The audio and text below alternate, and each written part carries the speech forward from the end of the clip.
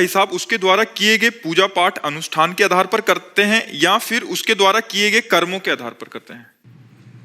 पूजा पाठ भी तो कर्म है। दो प्रकार के कर्म होते हैं, एक शुभ कर्म और एक अशुभ कर्म।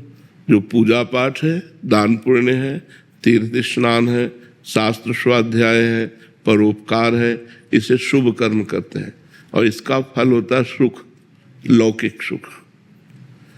जो पाप कर्म है, पराई माताओं बहनों की तरफ गंदी दृष्टि रखना, मदिरा पान करना, मांस खाना, हिंसा करना, चोरी करना, छल कपट करना, ये पाप कर्म है। इसका परिणाम होता है दुख।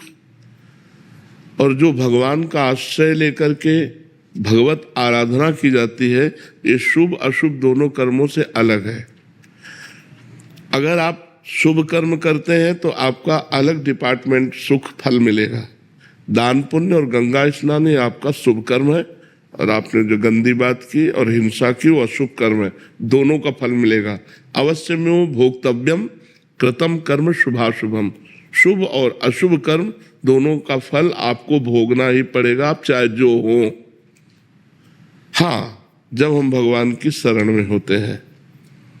सर्वधर्मान परित्यज्य मामेकम शरणम व्रज अहम त्वाम सर्व पापेभ्यो मोक्षयिष्यामि मा शुचा।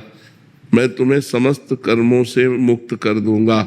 समस्त कर्म शुभ और अशुभ दोनों बंधनों से तुम मेरी शरण में आ जाओ, मेरे भजन में लग जाओ तो एक बात है।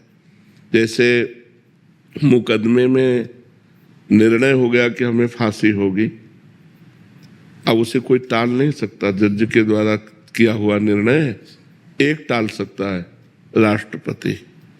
यदि हम उससे प्रार्थना करें और मुझे जीवन दान दे तो दे सकता है। ऐसे ही शुभ अशुभ कर्म के परिणाम में हमें बार बार जन्म मरण, बार बार दुख सुख भोगना ही पड़ेगा। अगर हमें कोई बचा सकता है तो भगवान।